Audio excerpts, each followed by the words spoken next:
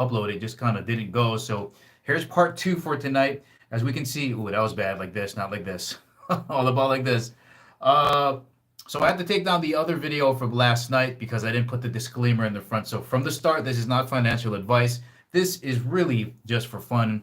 And that's what we're going to be doing this evening. So the last topic that we covered was what made you pull the trigger to invest in cryptocurrency and maybe what that was. And thank you to Luke B, by the way, who gave us the topic for this evening is Bitcoin deflationary? We're going to get into that real quick. And let's see what's going on in the market right now. Again, I picked 3 o'clock, 3:30 because, again, I think that's when it's the best time to pick up deals. And, yep, Bit is down to 47.38.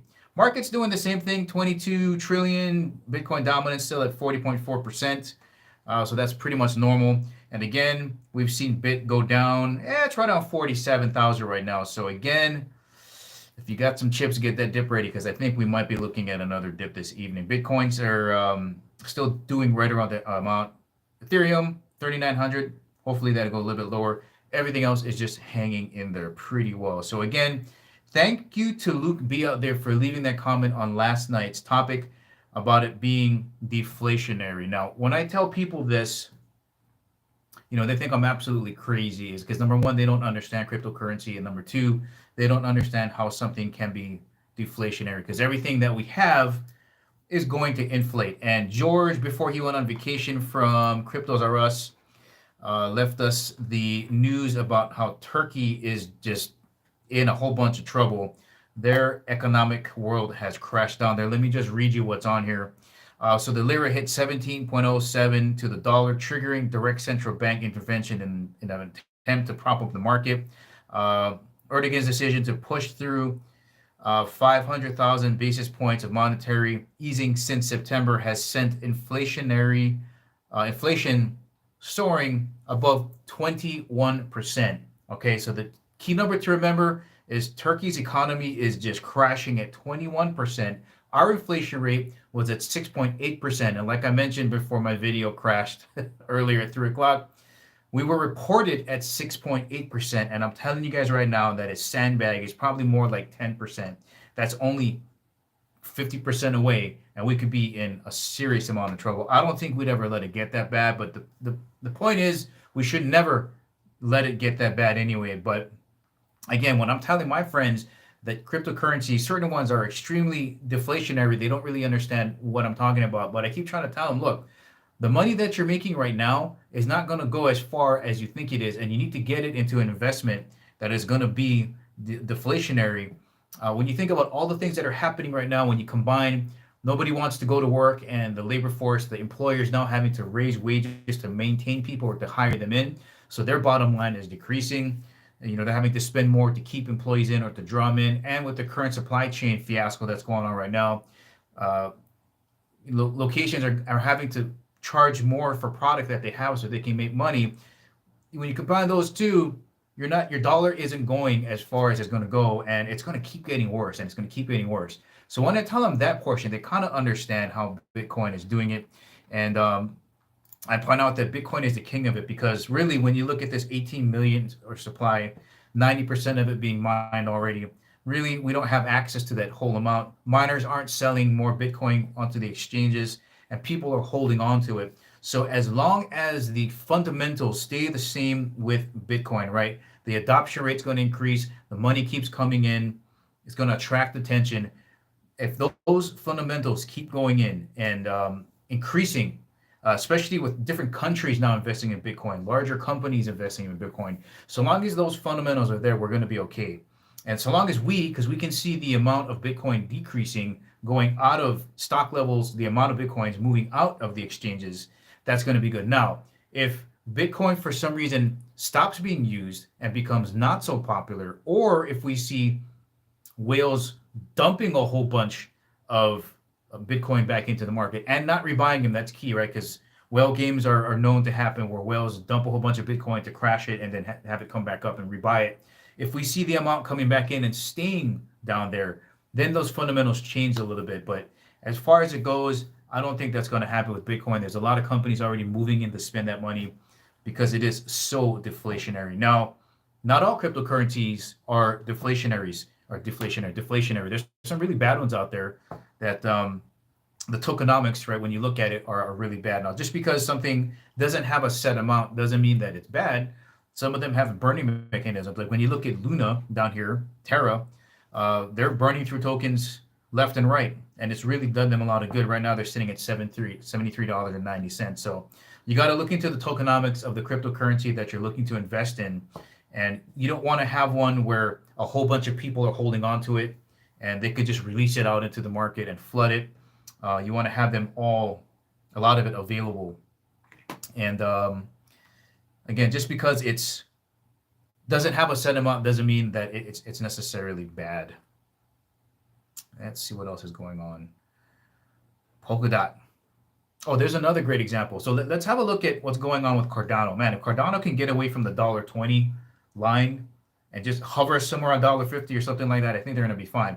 But if you look at the usefulness, and I'm getting back to the deflationary topic here, because there is a set amount of those guys over here, even though it's quite a bit.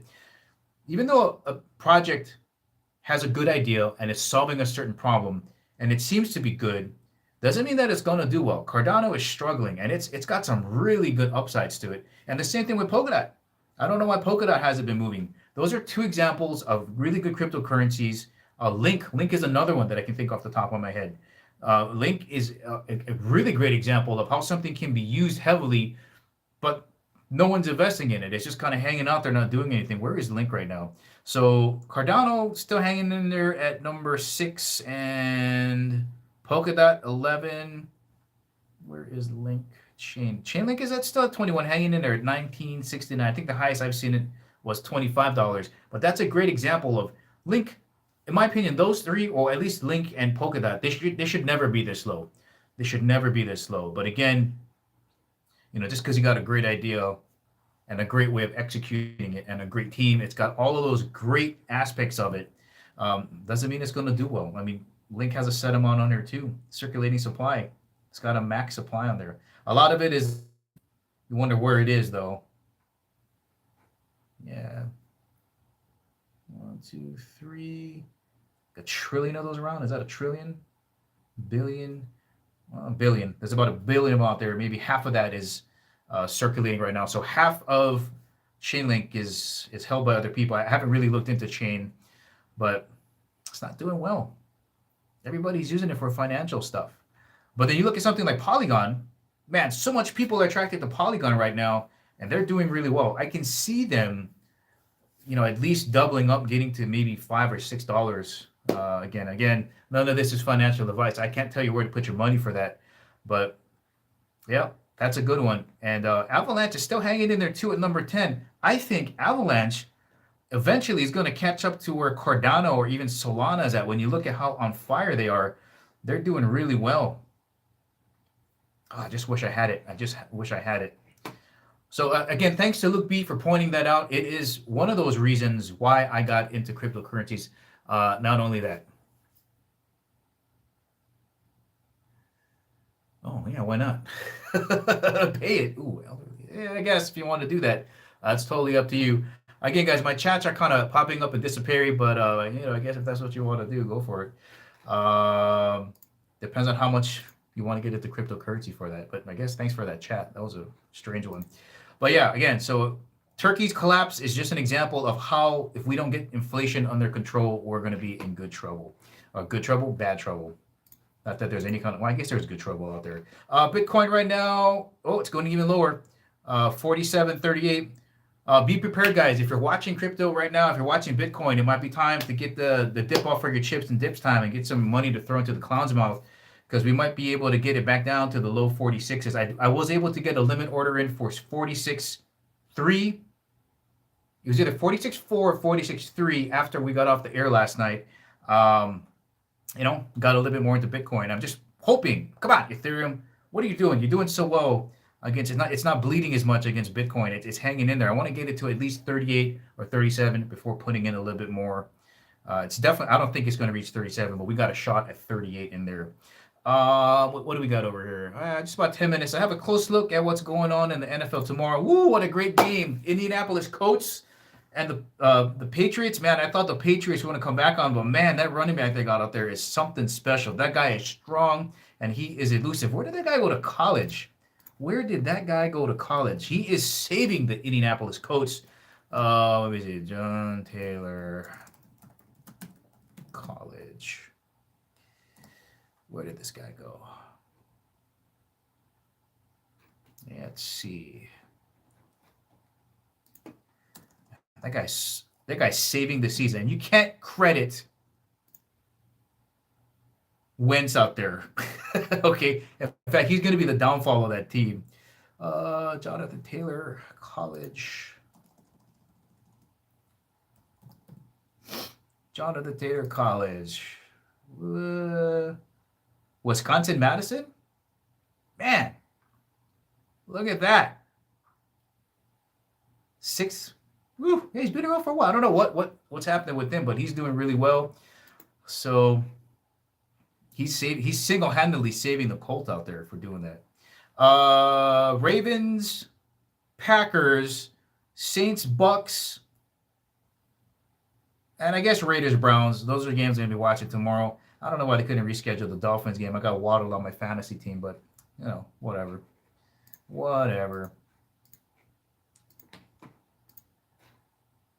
It's so hard explaining to people why crypto is just the ultimate place to put your money in. You know, and a lot of people still are putting their money into 401ks, which I fully understand because I do. Oh, that's another thing too. Monday, I still have my call with iTrust Capital. I don't know if you guys know about iTrust Capital. I'm not sponsored by them or anything, but they will allow you to roll over Roth IRA, 401k, whatever, into their program where you can invest in cryptocurrencies. And from what I can understand, it's tax-free.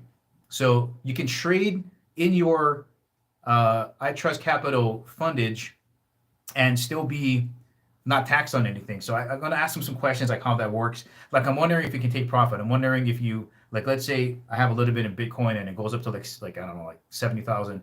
Can I take some and put it back into the USD, hold it there and then reinvest it? Or, can I, let's say I wasn't happy with iTrust Capital. How do I roll it back into my current 401k? But iTrust Capital is going to be key if you want to trade within their ecosystem. And they got some big dogs in there. Here, let me bring up their website real quick. I know for sure they got Bit and they got Ethereum, and I saw a whole bunch of other ones in there that are worth putting money in. But those are some questions that I'm going to be asking them, because I do have, again, with how I feel the market's going to go, it's going to be kind of bumpy. I just hope, which is one of the bad things about crypto, I just hope in the next 10 years, the market cap goes way up there so it stabilizes, so it's not as volatile. Because there's nothing like hitting 59.5 and then having to wait for the market to come back up to retire. Let me see what they got over here. Yeah, so just on their first page, they got Bitcoin, Ethereum, Polkadot, Chain, and Cardano. Not too big on the Polkadot and Chain at this time, or Chainlink, but I would definitely put a whole bunch into Bit and a whole bunch into Ethereum. And I thought they had Solana over here. Why isn't this on the front page? Let's see, offerings. And they also have gold and silver too. They also have gold and silver. Yeah, so they got Bit, Ethereum. I don't know why we want to do Litecoin, but they do have DOT. I still think DOT and Cardano are still worth investing in. So they do have that as part of the portfolio. Uniswap, EOS, XLM, Doge if you want to go meme, Polygon. Yeah, they got Solana. Avave, Sushi, Engine. They got Algorand, Cosmos, Tezos. They got Tezos too, and of course they have Shiba Inu, which I'm not giving up on Shiba Inu yet. I don't have any shares in that yet, but I might want to do that again. I'm kind of watching those very close. But again, that's iTrust Capital. Again, if you have high conviction on cryptocurrency and you really don't believe that your 401k is going to help you be ready for retirement, this is a great way to put some of your current 401k or Roth IRA, whatever, and roll it over to iTrust Capital. I'm going to be asking those questions to the representative on Monday. And if you want to get on their website, they are taking appointments, but they're only for certain days. And it's a really weird time. It's like 5-minute sessions, 10-minute sessions.